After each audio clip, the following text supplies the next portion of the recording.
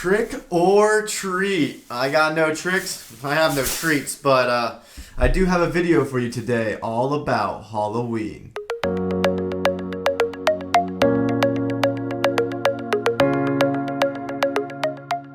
Halloween is probably one of the most popular holidays in the United States, only second to Christmas. Poor Thanksgiving ended up getting pinned between these two giants. It's really not fair competition, but hey, life isn't fair. Unlike other holidays, such as Thanksgiving, traditionally centered around heartwarming things like faith, family, and thankfulness, Halloween is all about horror, death, and darkness. Plus kids, candy, and those Batman costumes you can buy for $15 at Walmart. Man, Halloween must have an identity problem. But it understandably has a confusing identity considering its weird evolution throughout history. Let's go back to the good old days of 1200 BC to a lovely little pagan tribe of Celtics located in Central Europe.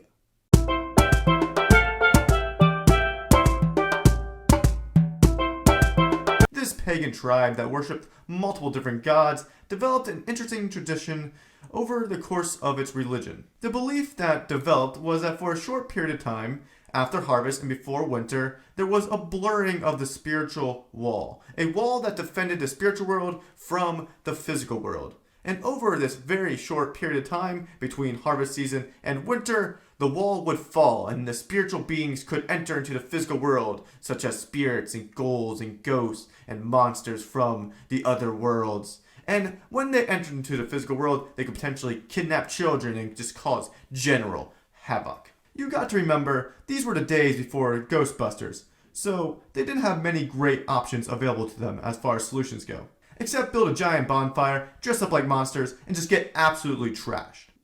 Yeah, that's exactly what I would have done as well. Really, if you think about it, the solution is quite obvious. This 3-day festival of foolishness and debauchery was called Sawwin. It was one of the most important festivals to the Celtics. Besides dressing up and dancing around like fools, priests would also offer sacrifices such as animals and crops to appease the gods so that they may not eat their children, or kidnap them, or whatever the gods really wanted at the end of the day. Because nothing satiates the hunger of an angry ghost quite like a roasting chicken leg in a giant bonfire. Oh, and also priests were able to predict the future during this time and have really accurate fortunes.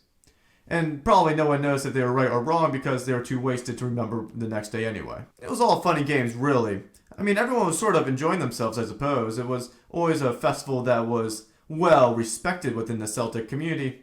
That was until 43 AD when the Roman Empire decided to invade on Celtic territory. Now, Sawwin didn't cease to exist. It evolved a little bit, but not too much. It just melded a little bit with the Roman traditions. Fun fact, this is actually where people think that we might have got apple bobbing from the Romans colliding with the Celtics. So, thank you for that. Now we have an excuse to plunge our faces into icy cold water, chasing out their apples that have already been in someone else's mouth. Great fun.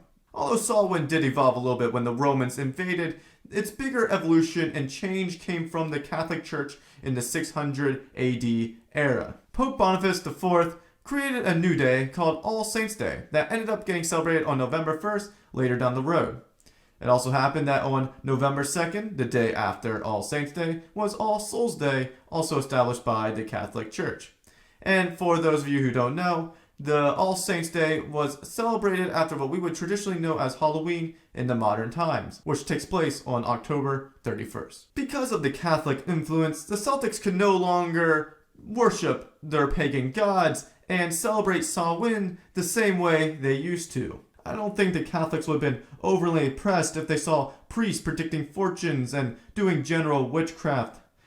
I think there may have been consequences for things like that back then. Just a thought. However, the Celtics did still have a heritage to hold on to. They didn't want to toss it all to the wayside.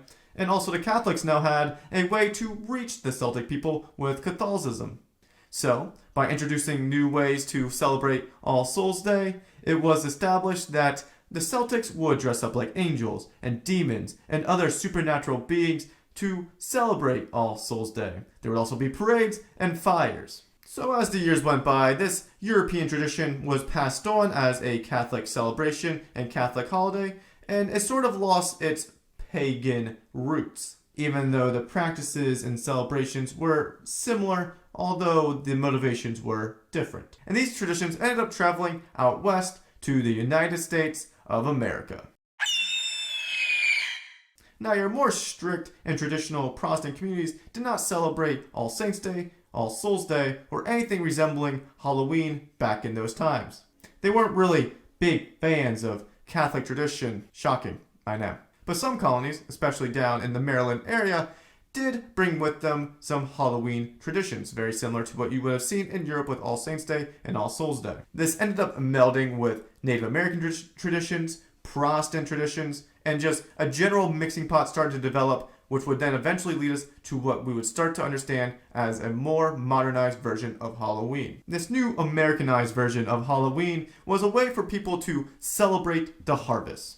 People would celebrate the harvest by telling ghost stories, telling tales, eating good food, and making fires. I don't know why fires are always so necessary, but they're fun, I suppose.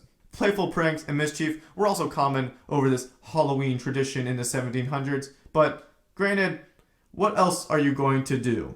Your farm is dead, it's the 1700s, you have no technology, what are you going to do to entertain yourselves? Play Xbox? Watch the romanticized version of Pocahontas on TV? You don't got many options for entertainment available to you.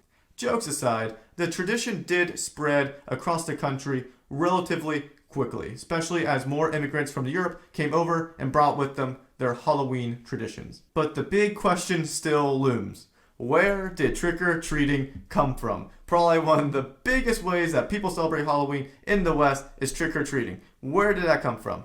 Well, over the course of the 1800s, there was a slow changing and evolution of the Halloween traditions and the All Souls traditions and the Sawwin traditions. It became more of a community holiday rather than a religious holiday, thus losing its religious ties. So for this reason, it became popular for families within communities to celebrate this holiday just as a way for friends to get together. So people would throw house parties and would dress up, but it wouldn't really mean anything religiously. But it's for this reason that we got trick-or-treating. Because in the 1920s and 30s especially, Halloween lost all religious ties, many adults lost motivation to get involved with Halloween.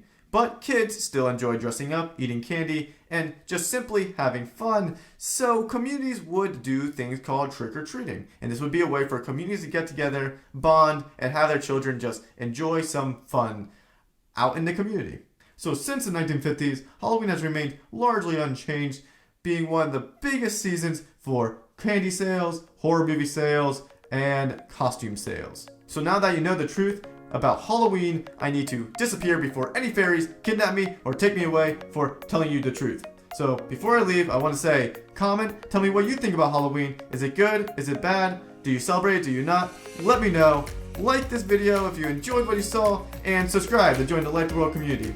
And as always, even in these dark times, folks, please go out there and light the world.